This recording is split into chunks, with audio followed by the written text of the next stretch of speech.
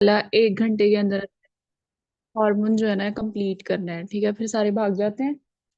अच्छा, सबसे छोटा और आसान है पूरी एंडो में ना, जो सबसे छोटा हार्मोन है वो पैराथायरॉइड है, और उतना ही आसान है। और क्या कहते हैं कि आसान सा कॉन्सेप्ट है, आपने बचपन से पढ़ा हुआ है कैल्शियम वाला सारा काम, और लेकिन उतना ही इम्पोर्टेंट है। ठीक है। एंडो में ना मैं आपको सही बताऊं, क्वेश्चंस आते हैं थायराइड के क्लिनिकल में से और पैराथायराइड के क्लिनिकल में से। ठीक है, ये मोस्ट इंपॉर्टेंट है। अब जो कल हमने पढ़ा था ना, उसमें से बहुत कम क्वेश्चंस आते हैं, लेकिन उनके कॉन्सेप्ट बहुत ज्यादा मेन है। लेकिन क्वेश्चन नहीं इतने ज्यादा आते आते हैं मेन थायराइड और पैराथायराइड में से ज्यादा आते हैं, क्योंकि ये ऐसी डिजीजेज हैं कि जो पाकिस्तान में ज्यादा हैं। तो यूएचएस इस जब पेपर बनाते हैं तब ये भी चीजें देखते हैं कि क्लिनिकली कौन सी चीजें ज्यादा हैं, तो वो ज्यादा चीजें पेपर में डालें। तो थायराइड और पैराथायराइड का बहुत ज्यादा मसला है। ठीक है। तो इसलिए आपने इन इन दोनों चीजों का ना पहले मतलब इनके क्लिनिकल्स करने हैं, फिर बाद में पूरी एंडो पढ़नी है। तो इसमें से जरूर क्वेश्चन आएगा आपको, अगर थायराइड में से नहीं आया तो पैराथायराइड में से आएगा। तो दे तो वैसे कुछ भी सकते हैं, लेकिन मेन है कि इनमें से आए। ठीक है। अब आप मुझे बता दें, आपको स्क्रीन शो हो रही है और आवाज आ रही है? बस एक बच्चा मुझे बता दे, फिर हम स्टार्ट करते हैं, जल्दी जल्दी खत्म करते हैं इसको। यस मैम, आ रही है। बस ठीक है। अच्छा बच्चों, ये चैप्टर है आई थिंक 76, 70, 80 चैप्टर है। अच्छा, इसके अंदर आपने देखना है पीछे विटामिन डी और वो सारी चीजें, वो एंडो का पार्ट नहीं है, एंडो का पार्ट है हार्मोन्स। तो हम पैराथायराइड हार्मोन से स्टार्ट करते हैं। ठीक है। अगर किसी ने वैसे पढ़ना हो तो विटामिन डी पीछे से आप पढ़ सकते हैं, लेकिन उसमें से आपसे कुछ पूछा नहीं जाएगा, पूछेंगे ना तो आपको एंडो वाला पार्ट ही पूछेंगे। ठीक है।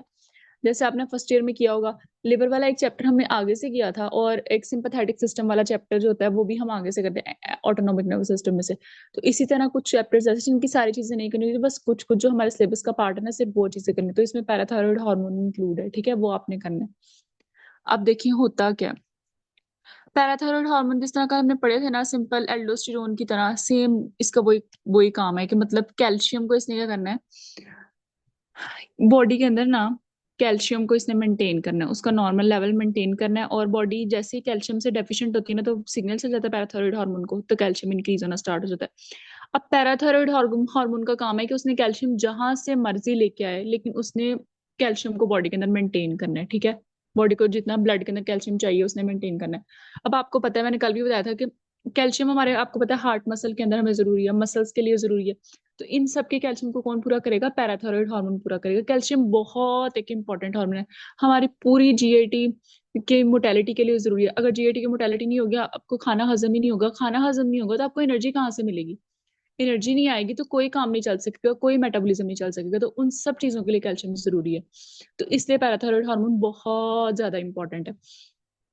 और दूसरी बात पता है क्या बच्चे, थायराइड का इसके साथ बहुत ज्यादा लिंक है, मतलब एज अ फंक्शनल लिंक नहीं है, सिर्फ इस चीज से लिंक है कि ये उसके पास प्रेजेंट है। ठीक है। अब थायराइड का मसला ना काफी ज्यादा लोगों को होता है, पाकिस्तान में तो काफी ज्यादा लोगों को है। तो जब सर्जन के करते हैं, सर्जरी करते हैं ना, तो हम इसीलिए अवॉइड करते हैं। मैंने आपको बात उस दिन भी बताई थी, आज भी रिपीट कर रही हूँ कि हम सर्जरी इसलिए अवॉइड करें ताकि पैराथायराइड ना निकल जाए। आज हम पढ़ेंगे ना कि कैल्शियम क्यों इंपॉर्टेंट है, किस लिए इंपॉर्टेंट है, फिर हमें पता चलेगा कि क्यों हम सर्जरी अवॉइड करते हैं। क्योंकि कैल्शियम गया ना, तो आपके सारे मसले आप खुद सोच लें, आपकी बॉडी में क्या ही काम, हार्ट करेगा, कॉन्ट्रैक्शन करेगा? नहीं करेगा कैल्शियम के बगैर। जब आयन की पंपिंग ही नहीं हो रही, तो कैसे सारी हार्ट बीट जनरेट होगी, कैसे वो साइकिल चलेंगे? एवी नोड कैसे काम करेगा, एसए नोड कैसे काम करेगा? कैसे हमारी जीआई की मोटेलिटी होगी? नहीं हो सकती। ठीक है। मसल की कैसे कॉन्ट्रैक्शन होगी? हाँ, अगर हम बोल भी रहे हैं तो ये एनर्जी यूज हो रही है ना, मोटेलिटी हो रही है। तो क्या हो रहा है, मतलब टंग की मोटेलिटी हो रही है, तो क्या हो रहा है, कैल्शियम यूज हो रही है। हर चीज में कैल्शियम की जरूरत है। तो इसलिए कैल्शियम एक बहुत इंपॉर्टेंट मिनरल है। और उसको जो कंट्रोल करता है हार्मोन, वो है हमारे पास पैराथायराइड। कल हमने पढ़ा था कि सोडियम और उसको चीज को सोडियम और पोटाशियम को कौन कंट्रोल करता है? हमारे पास कंट्रोल कंट्रोल करता है एल्डोस्टेरोन। और जो हमारे पास ग्लूकोज को कंट्रोल करता है, वो हमारे पास है ग्लूकोकोर्टिकोइड कोर्टिसोल। थायराइड को जो कंट्रोल करता है, क्योंकि थायराइड को तो हमने पढ़ा पूरी बॉडी के ऊपर इफेक्ट है, हर हार्मोन को कंट्रोल कर रहा है। तो थायराइड पूरी बॉडी को कंट्रोल कर रहा है, हार्ट को कंट्रोल कर रहा है, मसल को कंट्रोल कर रहा है, पूरी सेलुलर एक्टिविटी को कंट्रोल कर रहा है, पूरा बेसल मेटाबॉलिक रेट कंट्रोल कर रहा है। ठीक है। ग्रोथ हार्मोन में पढ़ा, अगर वो नहीं होगा ग्रोथ नहीं होगी। ठीक है। तो ये हार्मोन होते हैं। अब पैराथायराइड का हमने पढ़ना है कि क्यों जरूरी है, किस लिए जरूरी है, और कैल्शियम किस तरह लेके आता है बॉडी के अंदर। आपको पता है कि हमारे पास सारी कैल्शियम, हमने बचपन से चीजें पढ़ी हैं, कैल्शियम कहाँ से आती है? बोन से। ठीक है। आज हम पढ़ेंगे किस तरह बोन से आती है, और क्यों जिन लोगों के अंदर कैल्शियम कम होती है उनकी हड्डियां वीक होती हैं, और कैसे वीक हो जाती हैं। ठीक है। अच्छा चलो स्टार्ट करते हैं। Parathyroid hormone provides a powerful mechanism for controlling extra cellular calcium and phosphate concentration bye regulating intestinal reabsorption. अच्छा, इसके अंदर बताया है उसने एक्स्ट्रा सेलुलर कैल्शियम, इस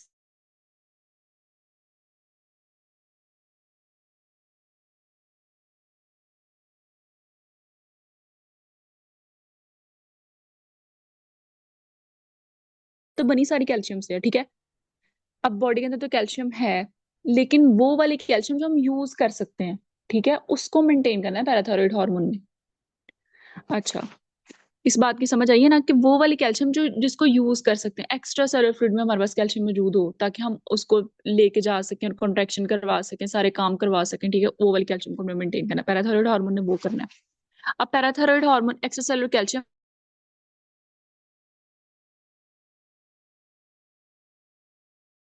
कंट्रोल करा, और पीछे वाला हार्मोन भी 2 मिनट को कंट्रोल करा था, एक सोडियम और साथ पोटाशियम, और यह है कैल्शियम एंड फॉस्फेट, ठीक है। Bye regulating intestinal reabsorption, intestinal reabsorption मतलब हम सारा ही आगे पढ़ेंगे कैसे करता है। अब वो क्या करता है कि इंटेस्टाइन के अंदर, जैसे हमने कल पढ़ा था ना, एक मैंने आपको बताया था कि इस पैराग्राफ के अंदर कोई खास बात नहीं है, लेकिन उसके अंदर ये लिखा हुआ था कि कॉलन के अंदर जब हमारे पास क्या होती है कि एक्सक्रीशन होती है तो फीसिस से ये सोडियम सॉल्ट की अब्जॉर्प्शन कर लेता है, ठीक है। तो इसी तरह ये करता है इंटेस्टाइनल रीअब्जॉर्प्शन करता है, मतलब वहां से अब्जॉर्ब करेगा कैल्शियम। जाहिर बात है, हमारे न्यूट्रिएंट्स के अंदर कैल्शियम है ना, जो हम खाना खाते हैं उसमें तो कैल्शियम है, तो वो इंटेस्टाइन के थ्रू रीअब्जॉर्ब होगी ना, वहां से रीअब्जॉर्ब होगी। रीनल एक्सक्रीशन से जो हमारे पास किडनी है वहां से रीअब्जॉर्ब होगी calcium. And exchange between the extra fluid and bone of these and, अब आज का जो सबसे मेन कॉन्सेप्ट हमने पूरे चैप्टर में पढ़ना वो बेटा यही है कि एक्स्ट्रा सेलुलर फ्लूइड और बोन ऑफ दी, मतलब जो बोन और एक्स्ट्रा सेलुलर फ्लूइड का जो सारा रिलेशन है ना, वहां वहां से कैसे कैल्शियम एब्जॉर्ब होती है। इसका मतलब बस यही है कि बोन से कैसे एब्जॉर्ब होती है, यानी 3 चीजें हमने पढ़नी है। किडनी किडनी से कैसे रीअब्जॉर्ब हो रही है, इंटेस्टाइन से कैसे रीअब्जॉर्ब हो रही है, और हमारे पास बोन से कैसे रीअब्जॉर्ब हो रही है। जो सबसे ज्यादा मेन है वो बोन है, ठीक है। अच्छा, excess activity of parathyroid gland causes rapid release of calcium salt from the bones, ठीक है। अब अगर ज्यादा एक्टिविटी हो जाएगी तो क्या होगा, पैराथायरॉइड ज्यादा कैल्शियम को रीअब्सॉर्ब करेगा बोन से, विद रिजल्टेंट हाइपरकैल्सीमिया। तो एज अ रिजल्ट क्या हो जाएगा, हाइपरकैल्सीमिया। आपको पता है ना, हाइपर ज्यादा कैल्शियम हो जाए तो उसको हाइपरकैल्सीमिया कहते हैं, और अगर ज्यादा पोटाशियम हो जाए तो उसको हाइपरकलीमिया, और इसको हाइपरकैल्सीमिया। बस के और सी का ही फर्क है। इन the extra conversely, hypofunction of the parathyroid gland causes hypocalcemia, often with resultant tetany.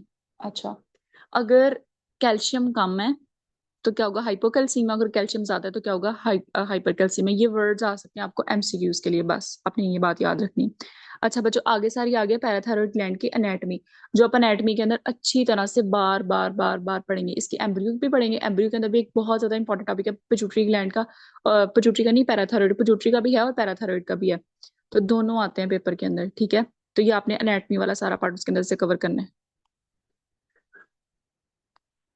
अच्छा, अब हमारे पास ये आ गया। अब तक हमने पढ़ा क्या, बस सिंपल ये बात पढ़ी है कि इसने कैल्शियम को मेंटेन करना है, कैल्शियम और फॉस्फेट दोनों को मेंटेन करता है। अब कैल्शियम को क्या करता है, रीअब्सॉर्ब करवाता है। कहाँ कहाँ से करवाता है, फॉस्फेट को ये बाहर निकालता है मोस्टली, ठीक है। मोस्टली फॉस्फेट को इसने एक्सक्रीट करवाना है, ठीक है, और कैल्शियम को इसने क्या करवाना है, रीअब्सॉर्ब करवाना है। अब कहाँ कहाँ से निकाला, किडनी से निकाला, बोन से निकाला और इंटेस्टाइन से निकाला, ठीक है। ये बात हमने याद रखी। और अगर ज्यादा होगा तो इसको हम हाइपर कैल्सीमिया कहेंगे, अगर कम होगा तो इसे हम हाइपोकैल्सीमिया कहेंगे। बस सिंपल सी बात है, इतना मुश्किल चैप्टर है ही नहीं, इसके अंदर कोई कॉन्सेप्ट नहीं है। अच्छा देखिए, parathyroid hormone effect on extracellular fluid calcium and phosphate concentration. अब देखिए इसके अंदर क्या लिखा हुआ है, कहता है कि figure shows the approximate effect on the blood calcium and phosphate concentration caused by sudden infusing parathyroid hormone into, बस ये सिंपल लिखा हुआ है। अच्छा, इसके अंदर उसने ये बताया है कि हमारे पास क्या होता है, the phosphate concentration fall more rapidly than the calcium. वो कहता है कि क्या होता है कि जब हमारे पास पैराथायरॉइड हार्मोन आता है ना, तो फॉस्फेट की कंसंट्रेशन ज्यादा जल्दी फॉल करती है एज कम्पेयर टू कि कैल्शियम की कंसंट्रेशन ज्यादा राइज करे। अब देखिए इसके अंदर पढ़ते हैं क्या लिखा हुआ है। No, at the onset of the infusion of calcium ion concentration begin to rise and reaches, मतलब जैसे ही आपने पैराथायरॉइड हार्मोन दिया ना, तो 4 घंटे के अंदर कैल्शियम की कंसंट्रेशन प्लेटो तक आ जाएगी। However the phosphate concentration falls more rapidly than the calcium rises and reaches a depressed level within 1 to 2 hours, ठीक है। फॉस्फेट की कंसंट्रेशन ज्यादा जल्दी रैपिडली फॉल करेगी, phosphate concentration falls more rapidly, ठीक है, ज्यादा जल्दी फॉल करेगी। Then the calcium rises and reaches a depressed level within 1 to 2 hours। ठीक है, अब देखें किस तरह होता है। The rise in calcium concentration is caused mainly by two effect, दो तरह से होता है। अब पता क्या करता है ये पैराथायरॉइड हार्मोन, क्या करता है, बोन्स के ऊपर एक्ट करता है, सिंपल। वहां से कैल्शियम की भी रीअब्जॉर्प्शन करवाता है, फॉस्फेट की भी रीअब्जॉर्प्शन करवाता है, दोनों चीजों की रीअब्जॉर्प्शन करवाता है। An effect of parathyroid hormone to increase calcium and phosphate absorption from the bone. अब आपने ये बात याद रखनी है, छोटी छोटी चीजें ना ये कॉन्सेप्ट बनाती हैं आपके। जो एक अच्छा बच्चा होता है ना, उसको पता होता है कि बीच में से बारीकी क्या है। अब इसके अंदर बारीकी की बात पता क्या है, कि पैराथायरॉइड हार्मोन ना कैल्शियम और फॉस्फेट दोनों की रीअब्जॉर्प्शन कर रहा है, मतलब कैल्शियम से दोनों चीजें एक्सट्रैक्ट कर रहा है बाहर, फॉस्फेट भी और कैल्शियम भी। ये बात आपने याद रखनी है, ठीक है। फॉस्फेट भी आ गया, कैल्शियम भी आ गया, दोनों चीजें कहाँ से आ रही है, बोन से। जबकि पैराथायरॉइड हार्मोन का मेन काम क्या होता है, मोस्टली फॉस्फेट के एक्सक्रीशन करवाना, ठीक है। लेकिन बोन से क्या करवाता है, उसकी रिअब्जॉर्प्शन करवाता है फॉस्फेट की। बात आपने याद रखनी है। अब आगे देखें, जब वाइवा में मैम आपसे पूछेंगी तो आपने ये बात बतानी है कि पैराथायरॉइड हार्मोन कैल्शियम और फॉस्फेट दोनों चीजों की रिअब्जॉर्प्शन करवाता है बोन से, लेकिन किडनी से क्या करवाता है, एक्सक्रीशन करवाता है। किडनी में ये काम उल्टा करता है, कैल्शियम की क्या करवाता है, रीअब्सॉर्प्शन करवाता है, और उतनी ही एक्सक्रीशन करवाता है फॉस्फेट, क्योंकि किडनी में हमें पता है हमने बैलेंस मेंटेन करना है, एक चीज जा रही है तो एक चीज अंदर आएगी, जैसे सेम कल था वैसे ही। ये बात आपने याद रखनी, इसके अंदर ये लिखा हुआ है, ठीक है। पैराथायरॉइड हार्मोन इस तरह काम करता है। अब देखिए, the decline in phosphate concentration is caused by a strong effect of parathyroid hormone to increase renal phosphate excretion. Excretion ज्यादा हो रही है, ठीक है, an effect that is usually great enough to override increase phosphate absorption from the bone. कहता है कि ये जो रिनल से एक्सक्रीशन है ना, वो इतना ज्यादा इफेक्ट है कि वो इस चीज को मतलब ओवरराइड कर देता है, मतलब इस चीज का कोई इफेक्ट ही नहीं आता कि बोन से फॉस्फेट रीअब्सॉर्ब हो रहा है। मतलब हमें पैराथायरॉइड का लगता है कि वो सिर्फ एक्सक्रीशन ही करवा रहा है, वो बोन से रीअब्सॉर्प्शन ही नहीं करवा रहा है, क्योंकि वो इतनी जल्दी से काम कर रहा है कि वो सिर्फ एक्सक्रीशन हमें लगता है कि कर रही है, फॉस्फेट एक्सक्रीट कर रहा है, ठीक है। फॉस्फेट एक्सक्रीट हो रहा है, पैराथायरॉइड हार्मोन फॉस्फेट को एक्सक्रीट करवा रहा है किडनी से, यानी ये काम बहुत फास्ट हो रहा है। और जो पीछे से जो फॉस्फेट आ रहा है ना बोन से, वो इतनी जल्दी फास्ट नहीं हो रहा। तो जाहिर बात है, अगर ये फास्ट काम हो रहा है तो फिर हमें फॉस्फेट मिलेगा ही नहीं बॉडी के अंदर, फिर तो कैल्शियम ही मिलेगी ना। तो इसलिए हमें ये लगता है कि पैराथायरॉइड हार्मोन का काम ही ये है कि वो कैल्शियम की रीअब्जॉर्प्शन करवाए और फॉस्फेट को एक्सक्रीट करवाए।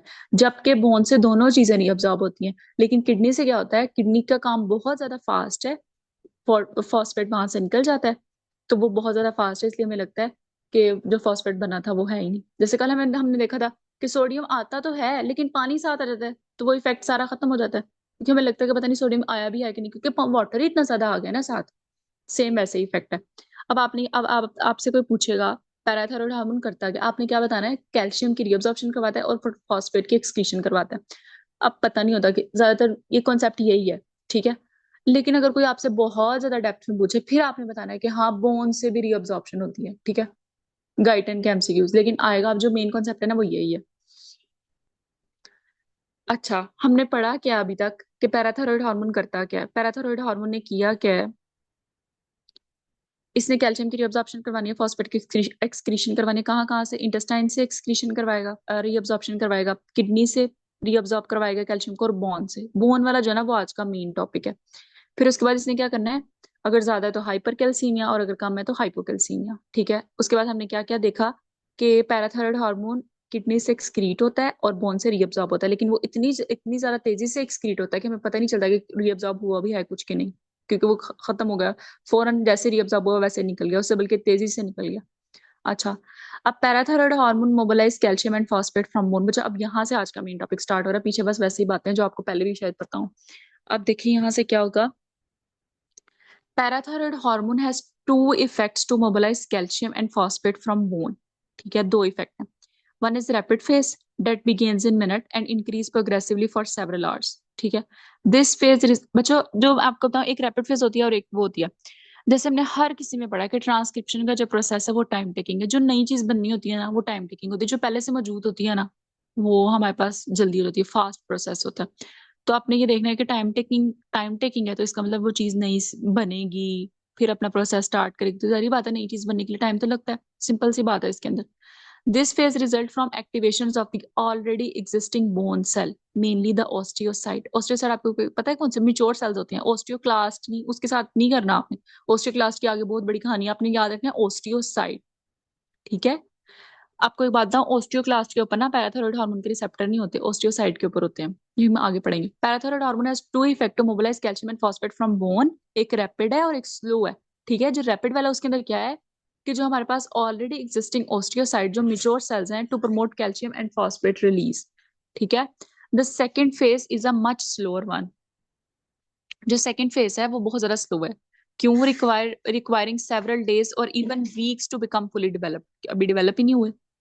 It results from proliferations of the osteoclast, followed by greatly increased osteoclastic reabsorptions from the bone, not merely release of the calcium phosphate salts from the bone. अच्छा, parathyroid hormone के receptors नहीं है osteoclast के ऊपर, फिर इसका जिक्र क्यों आया यहाँ पे? अच्छा, आपने ये बात याद रखनी, पैराथायरॉइड हार्मोन ने ओस्टियोसाइट पे तो रिसेप्टर मौजूद है ना, वो ओस्टियोसाइट से ऐसी चीजें रिलीज करवाएगा कि वो जाके ओस्टियो क्लास्ट को एक्टिवेट करेंगी। अभी हम सारा पढ़ेंगे आराम से, हमें पता चल जाएगा क्या क्या चीजें क्या क्या नहीं है। ठीक है, तो अभी आपने बात क्या याद रखनी है कि दो चीजें, एक रैपिड है, रैपिड मतलब कि जो चीजें पहले से मौजूद है वो खत्म कर दें। तो हमें पता है कि ओस्टियोसाइट पहले से मौजूद है, मेच्योरिंग सेल, तो वो खत्म कर देंगे बोन को। पैराथायरॉइड हार्मोन के ऊपर एक्ट करेगा, ये हम देखेंगे कैसे एक्ट करेगा। फिर ओस्टियोक्लास्ट, और ओस्टियोक्लास्ट कैसे सेल हैं जो बोन को खत्म करते हैं, ये सबको पता है। ओस्टियोक्लास्ट बोन जो रिजॉर्प्शन होती है बोन की वो करते हैं। ठीक है, तो उनके थ्रू दो मैकेनिज्म है कि वो बने, फिर वो सारा काम करें अपना। और काम का क्या होता है? बोन को तोड़ना होता है ना ओस्टियोक्लास्ट का काम। तो जब बोन टूटेगी तो कैल्शियम मिलेगी। ठीक है, ये हम पढ़ते हैं अब। अच्छा, अब आगे देखिए क्या होता है। अब आगे यहाँ से ये जो दो प्रोसेस है ना, ये नहीं पेपर में आएंगे आपको। अब आगे से ना एक सिनेरियो है, पेपर में आपको सिर्फ क्लिनिकल आना है, ये मेरी बात याद रखिएगा। ये जो सारी चीजें ना ये वाइवा के लिए पूछी जाएंगी, और अब तो एमसीक्यूज में भी क्लिनिकल आना स्टार्ट हो गया। तो आपका सिर्फ कॉन्सेप्ट होना चाहिए वाइवा देने के लिए कि आपको पता हो कि क्या क्या चीज है क्या क्या नहीं। बाकी सारा एससीक्यू रिटर्न के लिए तो सिर्फ आपको क्लिनिकल ही आना चाहिए। अच्छा, देखिए अब क्या है। Rapid phase of calcium and phosphate mobilization from bone and osteolysis. अब मैं आपको बताती हूँ क्या होता है। हमारे पास ना बोन का एक होता है ओस्टियोक्लास्टिक मेम्ब्रेन सिस्टम। ये आपको एक शायद मतलब तिरछा सा करके लिखा हुआ है, ये आपको नजर भी आ रहा होगा। ठीक है, इसको हाईलाइट कर लें, ये इंपॉर्टेंट है, ये आता है पेपर में। एक ये चीज आती है और एक आगे से आती है।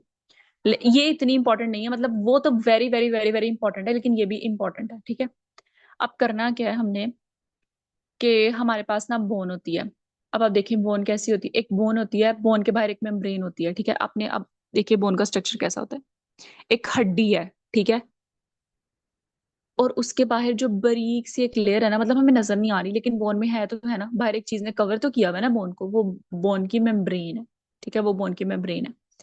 अब वो जो बोन की मेम्ब्रेन है ना, वो जो बाहर सबसे आउटर मोस्ट कवरिंग वो, और जो अंदर बोन है, ठीक है, जो अंदर वाला जो पूरा मैट्रिक्स और वो जो सारा आ जाता है जिसके अंदर बोन के सेल असल में प्रेजेंट है, वो एक मतलब बोन देखिए, बोन की आपने दो दो लाइंस खींच ली, जैसे सेल वॉल और सेल मेम्ब्रेन नहीं होती, सेम वैसे कि सेल वॉल प्लांट्स में होती है जो, उसके दरमियान और सेल मेम्ब्रेन के दरमियान, उन दोनों के दरमियान एक स्पेस है। ठीक है, अब ये जो स्पेस होती है ना, ये मतलब आपको समझ आ गई ना कि एक सेल वॉल एक सेल मेम्ब्रेन। इसी तरह जो सेल वॉल है ना वो बोन की बाहर वाली मेम्ब्रेन है, और एक सेल मेम्ब्रेन है वो जो बोन की मतलब अंदर वाली कवरिंग है, और उन दोनों के दरमियान एक फ्लूइड लाइक स्पेस प्रेजेंट है बोन के अंदर। सब बोन्स के अंदर ऐसे ही है। ठीक है, अब ये जो फ्लूइड लाइक स्पेस है ना, इसमें कैल्शियम की जितनी कंसंट्रेशन है ना, उसके ऊपर डिपेंड करता है कि पैराथायरॉइड हार्मोन रिलीज हो कि ना हो।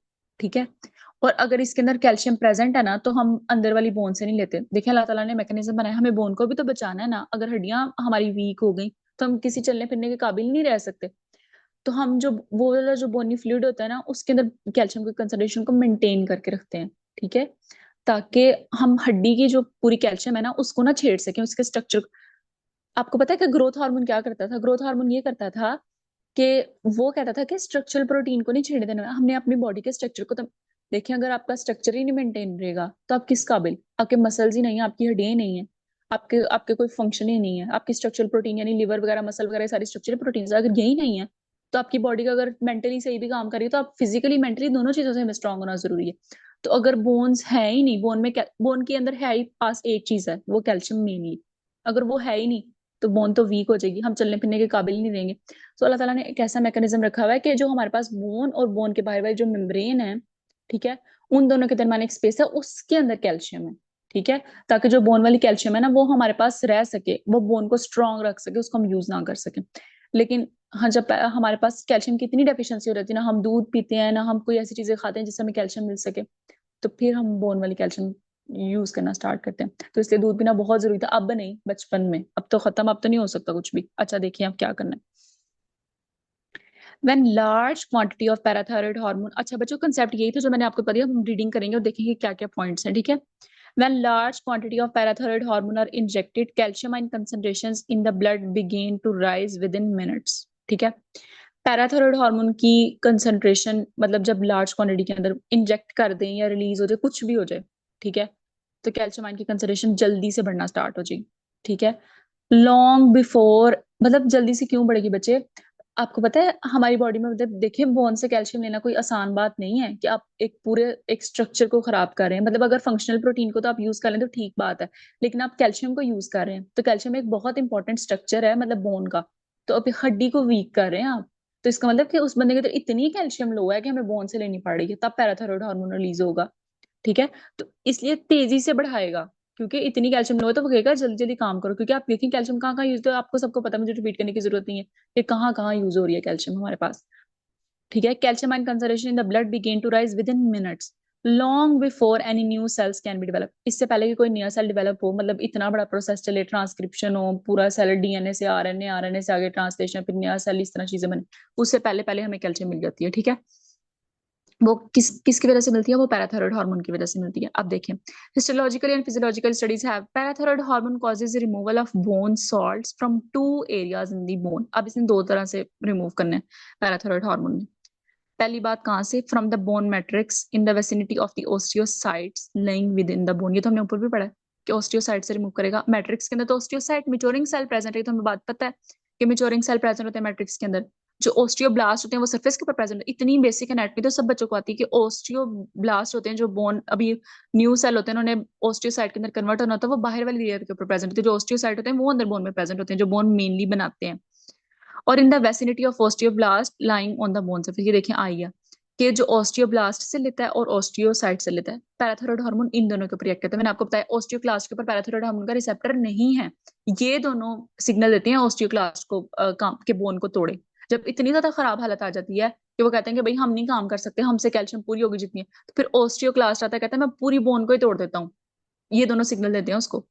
पैराथायरॉइड हार्मोन इन दोनों को सिग्नल देता है, ओस्टियोसाइट और ओस्टियोब्लास्ट को, और फिर ये दोनों ओस्टियोक्लास्ट को सिग्नल देते हैं। और फिर वो आता है, वो कहता है मैं पूरी बोन को तोड़ूंगा, पूरी कैल्शियम जितनी है ले जाओ। यानी कितनी सीवियर कंडीशन है, ठीक है, जिसका हम ख्याल नहीं रखते, लेकिन हमें देखें कैल्शियम कितनी जरूरी है। From the bone matrix in the vicinity of osteocyte, आपने बात याद रखनी है, lying with in the bone and in the vicinity of osteoblast lying along the bone surface, ठीक है। ओस्टियोब्लास्ट और ओस्टियोसाइट, ये आप आपको बातें भूलनी नहीं चाहिए, ठीक है। शायद आपको पहले ना पता हो कि यहाँ यहाँ रिसेप्टर होते हैं पैराथायरॉइड हार्मोन, सिंपल हमें पता होता है कैल्शियम निकालेगा, लेकिन कैसे निकालेगा ये हमें पता होना चाहिए, ठीक है। अच्छा, वन डज नॉट यूजली, अभी हम पढ़ क्या रहे हैं, अगर आपके दिमाग से निकल के हम ये पढ़ रहे हैं कि बोन से कैल्शियम कैसे निकालनी है पैराथायरॉइड हार्मोन में, ठीक है। तो वो इस तरह निकाल रहा है कि पहले दो मैकेनिज्म हमने पढ़े हैं कि किस तरह निकालते हैं, कि ओस्टियोसाइट और ओस्टियोब्लास्ट दोनों के ऊपर एक्ट करता है। किस तरह एक्ट करता है, कि सिंपल एक मैट्रिक्स के अंदर प्रेजेंट है उसके ऊपर जाके एक्ट करेगा, एक सरफेस के ऊपर प्रेजेंट है उसके ऊपर भी जाके एक्ट करेगा, ठीक है, सिंपल सी बात है, ये हमने पढ़ा अभी तक। अच्छा, one does not usually think of either osteoblast or osteocyte functioning to mobilize bone salt because both these types are osteoblastic in nature and are normally associated with bone depositions and its calcification. However, osteoblast and osteocytes form a system of interconnection. अच्छा, वो ये भला क्या कह रहा है, वो ये कह रहा है कि कोई इंसान कैसे सोच सकता है कि इन दोनों से हमें कैल्शियम मिलेगी। अब वो कहता है भला ये क्या होता है, जो हमारे पास सिस्टम होता है ना पूरा, ओस्टियोब्लास्ट और ओस्टियोक्लास्ट क्या बनाते हैं, ये जो पूरा मेम्ब्रेन का सिस्टम है ना बोन के ऊपर, ये सारा ओस्टियोब्लास्ट और ओस्टियोक्लास्ट बनाते हैं, इसके अंदर ये लिखा हुआ है। Osteoblast and osteocyte form a system of interconnect. बच्चों ये आपसे पूछेंगे नहीं क्योंकि ये फिजियो की चीज नहीं है कि स्ट्रक्चर, अगर आपको स्ट्रक्चर का सवाल है ना कि स्ट्रक्चर बताएं उसका कैसा, ये चीज आपसे नहीं पूछ सकते।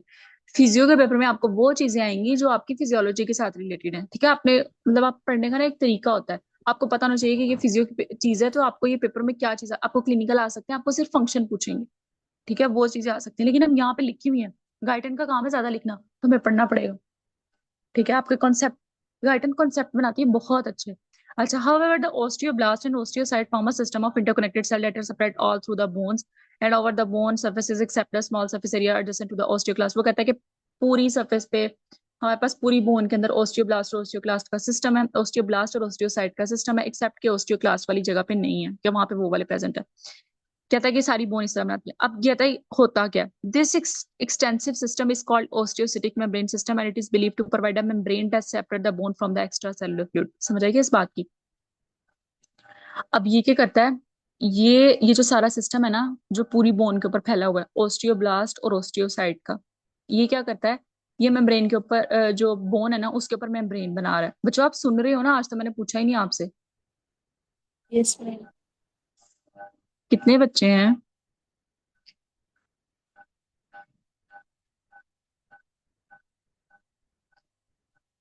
एक बच्चे का तो शायद कैमरा भी ऑन है, पता नहीं वो कौन है। अच्छा, खैर छोड़ें। अब देखें करना क्या हमने कि हाँ, ओस्टियोसिटिक मेम्ब्रेन सिस्टम ये एक ऐसा सिस्टम बनाता है जो बोन को सेपरेट करता है एक्स्ट्रा सेलुलर फ्लूइड के साथ। जो बाहर वाली मेम्ब्रेन है, यानी बात आपने याद रखनी है सेल वॉल वाली, मतलब असल में सेल वॉल नहीं है यहाँ प्रेजेंट, बस हमने एग्जांपल ली है कि एक मेम्ब्रेन है जो बाहर वाले फ्लूइड से बोन को सेपरेट रख रही है। ठीक है, वो वाली जो मेम्ब्रेन है वो ओस्टियोब्लास्ट और ओस्टियोक्लास्ट मिलकर बना रहे हैं। ठीक है, अब उस मेम्ब्रेन में क्या होता है, अब यहाँ से आपकी बात स्टार्ट होती है जो आपसे पूछी जाएगी। Between the osteocytic membrane and the bone is a small fluid, उसे हम क्या कहते हैं, बोनी फ्लूइड। उसे हम कहते हैं बोनी फ्लूइड, और उस फ्लूइड के अंदर कैल्शियम प्रेजेंट होती है। जो मैंने आपको बताया ना, स्पेस होती है सेल मेम्ब्रेन और सेल वॉल की एग्जांपल देके, उसके दरमियान एक स्पेस है, उसको हम कहते हैं बोनी फ्लूइड, उसके अंदर कैल्शियम प्रेजेंट है। Experiment suggest at the osteocytic membrane, इस ये जो हमारे पास मेम्ब्रेन है ना, इसने भला क्या करना होता है, इसने कैल्शियम को पंप करना है एक्स्ट्रा सेलुलर फ्लूइड के अंदर। ठीक है, होता भला क्या है कि इसके अंदर जितना भी कैल्शियम है ना, इसने पंप कर देना बाहर जब जरूरत पड़ेगी। इसने सारा कैल्शियम बाहर पंप कर देना है। यहाँ पे इसके ऊपर कैल्शियम चैनल के पंप प्रेजेंट होते हैं। अब जब यहाँ से भी कैल्शियम खत्म हो जाता है ना, फिर बोन को सिग्नल जाते हैं क्या तुम अपने अंदर वाला कैल्शियम निकालो, फिर वो निकालती हो, फिर वो डालेगी इस बोनी फ्लूइड के अंदर, इस बोनी फ्लूइड से फिर बाहर एक्स्ट्रा सेलुलर फ्लूइड के अंदर, इस तरह होगा। और आगे लिखा हुआ है कि वन थर्ड, वो मैं आपको इस तरह बताती हूँ। अच्छा, between the osteocytic membrane and the bone is a small amount of the bone fluid, experiment suggested the osteocytic membrane pump calcium ion from the bone fluid into the extra cellular fluid, creating a calcium ion concentration in the bone fluid and only one third in the extra cellular fluid. अब कहता है कि होता भला क्या है, ये जो बोनी फ्लूइड है ना, ये इतना कैल्शियम पंप करता है कि सिर्फ ये इस बोनी फ्लूइड के अंदर ना वन थर्ड कंसेंट्रेशन आ जाती है उस टोटल के जितना इसने बाहर पंप किया। ठीक है, इतना ज्यादा पंप करता है, ये सारा इसने लिखा हुआ है। अच्छा, उसके बाद क्या होगा, when the osteocytic pump become excessively active, the bone fluid calcium concentration fall even lower and the calcium phosphate salts are then released from the bone। अब क्या होगा, वो इतना ज्यादा एक्टिव हो गया कि उसने सारी कैल्शियम बाहर फेंक दी, सारी एक्स्ट्रा फ्लूइड के अंदर चलेगी, वो यूज होगी, लेकिन वो एक्टिव तो है, इसका मतलब अभी अभी और कैल्शियम की जरूरत है। ठीक है, अब ये वाला जो पंप है ना, यहाँ पे आके पैराथायरॉयड हार्मोन लगता है, इस पंप को काम करवाता है वो पैराथायरॉयड हार्मोन। अगर कैल्शियम की कमी है ना, तो आपको पता होना चाहिए, अगर आपसे पूछे पैराथायरॉयड हार्मोन क्या काम करता है, फौरन पैराथायरॉयड हार्मोन मतलब वो आप आपसे पूछेंगे बोन से, ये वाला एक पॉइंट है जो आपको याद होना चाहिए कि पैराथायरॉयड हार्मोन बोन से कैल्शियम कैसे निकालता है। आपको पता होना चाहिए, आपको पता होना चाहिए कि बोन के बाहर एक ओस्टियोसिटिक मेम्ब्रेन है, उसके ऊपर एक पंप प्रेजेंट है, कैल्शियम का पंप प्रेजेंट है। उस कैल्शियम के पंप के ऊपर पैराथायरॉयड हार्मोन आके अटैच होता है, और जैसे ही वो अटैच होता है, वहां से कैल्शियम सारी एक्स्ट्रासेलुलर फ्लूइड के अंदर चली जाती है। बस सिंपल सी ये बात। ठीक है, और वो आगे फिर आपने अगर आपको आपसे कोई डिटेल पूछे कि वो कैल्शियम अगर वहां से भी खत्म हो जाए तो फिर कहाँ से आएगी, फिर जाहिर सी बात है बोन अंदर प्रेजेंट है, तो बोन से सारी कैल्शियम और फॉस्फेट निकल जाएंगे और वो आ जाएंगे इस फ्लूइड के अंदर, और इस फ्लूइड से सीधे बाहर। ठीक है, बस सिंपल सी ये बात है कि पैराथायरॉयड हार्मोन इस कैल्शियम पंप के साथ आके अटैच हो जाएगा। आप देखें, जब वो बोन बोन अपनी कैल्शियम देना स्टार्ट कर देगी ना, तो फिर बोन जहरी बात है कि अपना कंपोनेंट दे रही है ना, अपना एक कैल्शियम के बॉन्ड्स हैं बोन के अंदर पूरे, वो चीज दे रही है ना, तो इसका मतलब बोन की ब्रेकडाउन स्टार्ट होगी, ओस्टियोलाइसिस स्टार्ट हो जाएगी। ठीक है, और ये बहुत मतलब एंड स्टेज पे जाके होता है, मतलब इतनी जल्दी नहीं होता। समझ आइए आपको, तो पैराथायरॉयड हार्मोन इस तरह काम करता है। ये सारा यहाँ पे ये लिखा हुआ है। बच्चों आज मैं थोड़ा जल्दी जल्दी कर रही हूँ ताकि ये होके कंप्लीट हो जाए, ये जूम की मीटिंग के अंदर अंदर ही कंप्लीट हो जाए इंशाल्लाह। अच्छा, यहाँ पे बस यही कॉन्सेप्ट था, अभी हमने एक दफा देख लें ताकि आपके दिमाग के अंदर क्या क्या पढ़ा हमने। हाँ, पहले हमने पढ़ा पैराथायरॉयड हार्मोन तीन जगह से निकालेगा कैल्शियम, बोन से निकालेगा, पता चल गया बोन से कैसे निकालेगा, किडनी से निकालेगा, इंटेस्टाइन से निकालेगा। ठीक है, ये तीन चीजें, अगर ज्यादा हो गया तो हमारे पास क्या होगा, हाइपर कैल्सीमिया, और अगर कम होगा तो हाइपोकैल्सीमिया।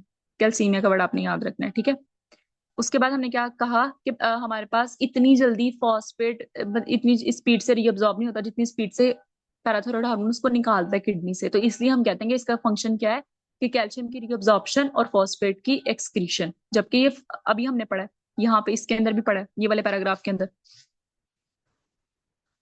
क्या पढ़ा हमने कि फॉस्फेट और कैल्शियम दोनों चीजें रीअब्सॉर्ब हो रही हैं यहाँ से बोन से। ठीक है, तो सेम बात वही हमने पढ़ी, पैराथायरॉयड हार्मोन दोनों चीजें रीअब्सॉर्ब करवा रहा है। लगा था वो कैल्शियम पंप के साथ है, लेकिन पीछे से सिग्नल तो जा रहे हैं ना।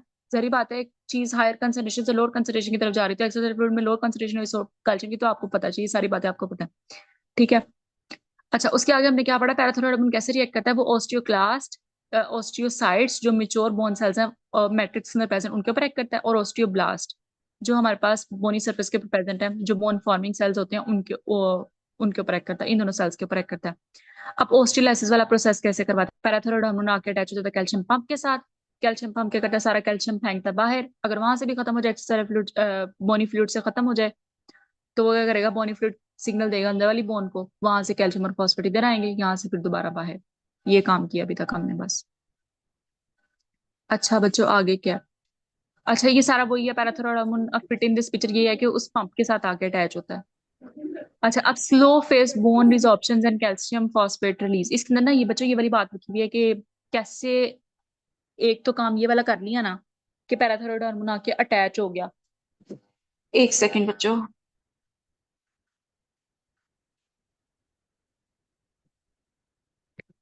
अच्छा ये वाला काम कर लिया कि वहां पे पैराथायरॉयड हार्मोन आके अटैच हो गया, तो क्या हुआ कि कैल्शियम पंप होगी। सिंपल प्रोसेस है, इसके अंदर इतनी नहीं हुई कि तोड़ फोड़ के बोन टूट जाए रो जाए। सिंपल सी बात है, कैल्शियम आ जाती है बाहर और हमारा काम हो जाता है।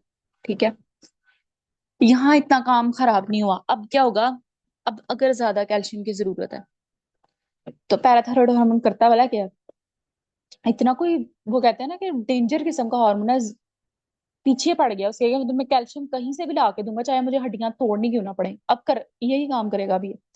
कहता है कि a much better known effect of parathyroid hormone and one for which the evidence is much clearer is it's activation of the osteoclast. अब क्या करता है ये, इसने क्या करना है, पैराथायरॉयड हार्मोन ने ना एक्टिवेट करवाना है ओस्टियोक्लास्ट को। कैसे एक्टिवेट करवाना है वो सारा प्रोसेस हम पढ़ते हैं। ठीक है, क्या करेगा ये, osteoclast do not themself have membrane receptor for parathyroid hormone. ये तब से मैं आपको बता रही हूँ, आपको बात पता होनी चाहिए। ठीक है, अब क्या करेगा, इस ये कॉन्सेप्ट आपको पता है ना कि ओस्टियोक्लास्ट के पास तो है ही नहीं, फिर कैसे एक्टिवेट कर देगा, वो कैसे करेगा।